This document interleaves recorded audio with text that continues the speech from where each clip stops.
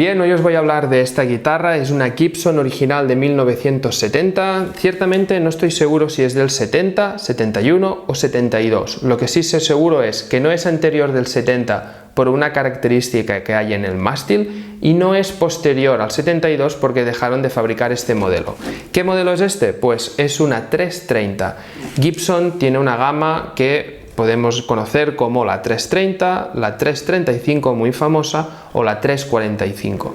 Pues de las tres, esta guitarra es la única que tiene el cuerpo totalmente vacío, lo que conocemos como una hollow body. ¿De acuerdo? Esta guitarra Gibson está fabricada en la época Nolin y es la hermana, porque son guitarras que salieron de la misma fábrica, de la Epiphone Casino que tan famoso hizo John Lennon o Paul McCartney, que podemos verlo, por ejemplo, os adjunto una foto cuando tocaban con su Epiphone Casino. Digamos que son prácticamente la misma guitarra. Esta 330, a diferencia de una 335, es que la 335 tiene un bloque sólido de madera en el cuerpo que la hace semi hueca, no es una guitarra hueca. ¿Qué problema podemos tener con una guitarra hueca? Bueno, pues en principio el acople que puede producir el amplificador al subir de volumen. Lo que hay ahora, ¿no? Los amplificadores o la forma de usar un amplificador que tenemos actualmente no es la misma que cuando esta guitarra fue concebida en los 60-70.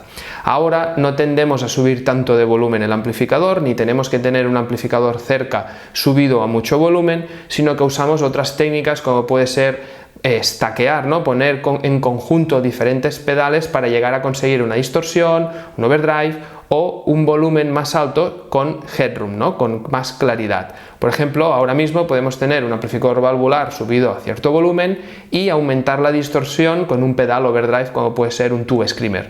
Pues estas características, estas combinaciones y esta forma de usar los pedales hacen que este tipo de guitarra hueca no tienda a acoplarse tanto como antiguamente podía ser el hecho de subir mucho el volumen.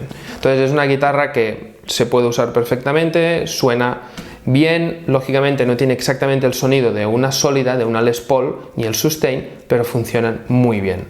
Esta guitarra pues tiene las características de sus hermanas de los años 60, donde nos encontramos con una guitarra con afinadores Cluson de la época, a diferencia de los que podíamos encontrar en una Les Paul estándar. Estos son los Cluson originales pero de perilla pequeña.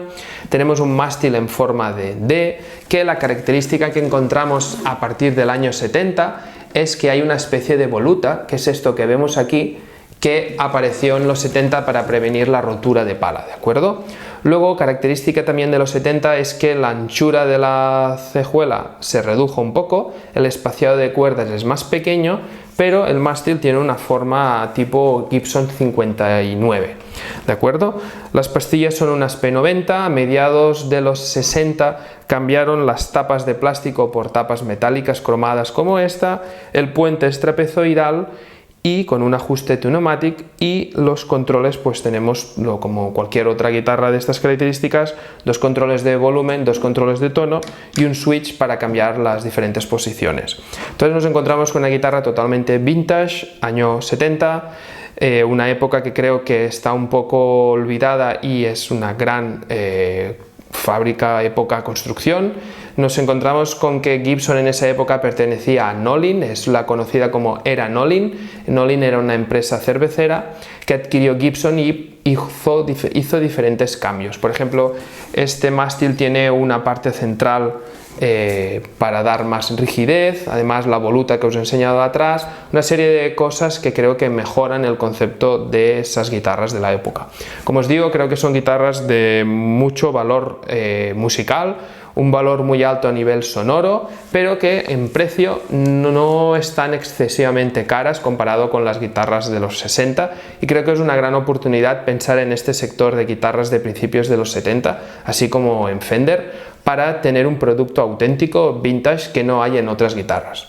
Esta guitarra, hablando de vintage, tiene un desgaste pues excesivo. Realmente la guitarra se usó, la parte trasera del mástil está muy gastado, tiene marcas, huellas, pero propias del uso, ¿no? Como aquí una marca de haber apoyado el dedo al tocar. El mástil tiene unos desgastes en la parte trasera de apoyar la mano, pues pequeñas marcas de golpes aquí, a ver si enfoca la cámara, de haber recibido alguna pequeña marca al usarse, pero nada excesivo, ni nada grave, ni nada que contribuya a una mala estructura de la guitarra. Para nada, la estructura de la guitarra está totalmente perfecta. Pues bien, esta guitarra, como os decía, presenta bastante desgaste, y la parte más evidente donde había desgaste era en los trastes, ¿de acuerdo? Los trastes de esta guitarra estaban extremadamente desgastados. Os voy a poner aquí ahora fotos para que veáis el estado. Era increíble el estado de desgaste de esta guitarra. Pregunté e investigué cómo había llegado a ese desgaste, si era propio de haber usado a lo mejor un slide, un tubo de hierro o alguna otra característica, y lo que me dijeron es que esto era propio de hacer muchos acordes y de un vibrato excesivo con cuerdas gruesas. Entonces, en teoría, ese es el motivo por el cual la guitarra presentaba ese desgaste.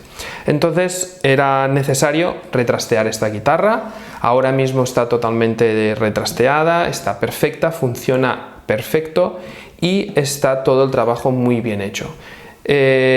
Valoré quién podía hacer esto, estuve consultando con diferentes luthiers, y yo lógicamente no quería hacer un trabajo de retrasteo en una guitarra de este valor a nivel de época, ¿de acuerdo? Una guitarra antigua, y consulté con diferentes luthieres conocidos.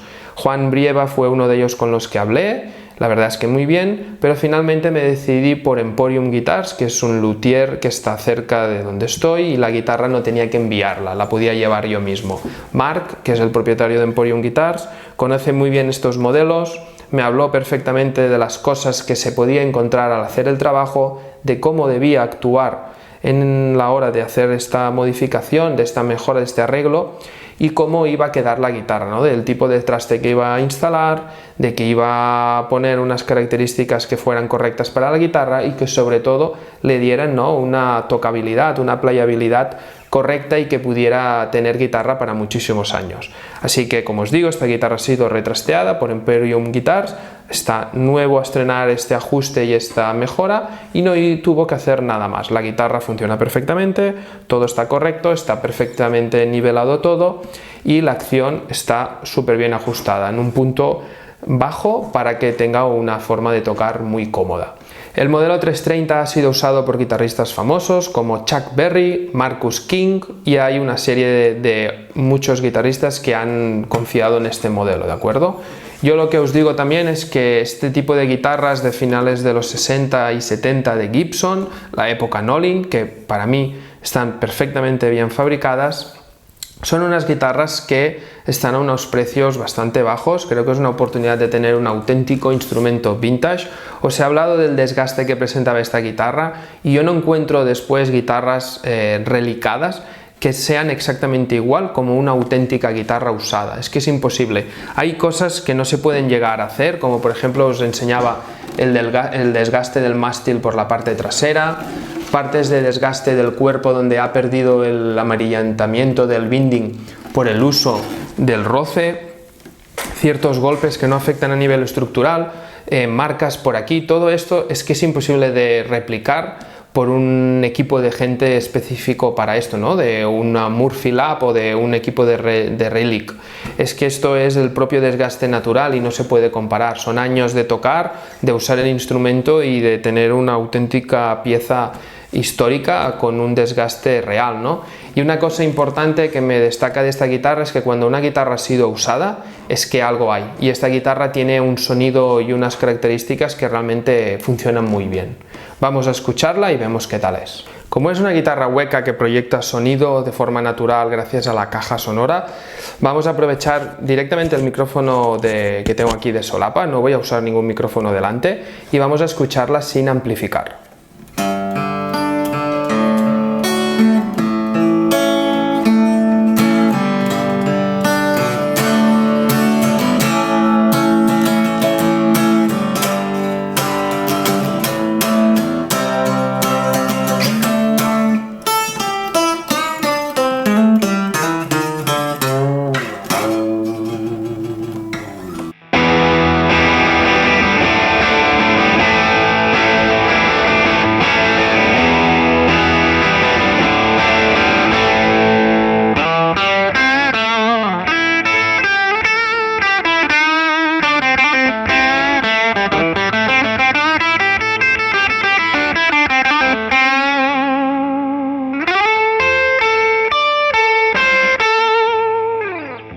Esta ha sido la pastilla del puente, vamos ahora a probar la pastilla del mástil.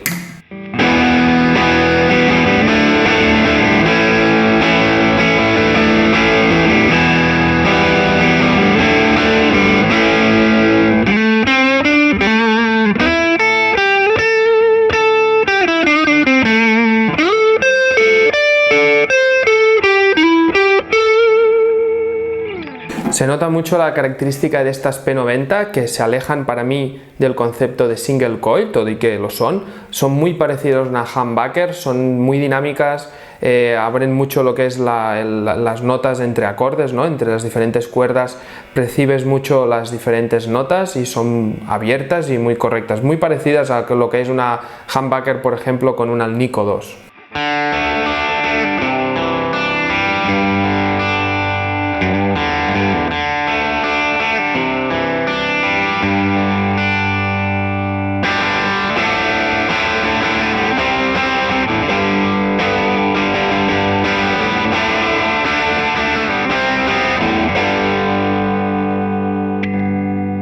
Mástil.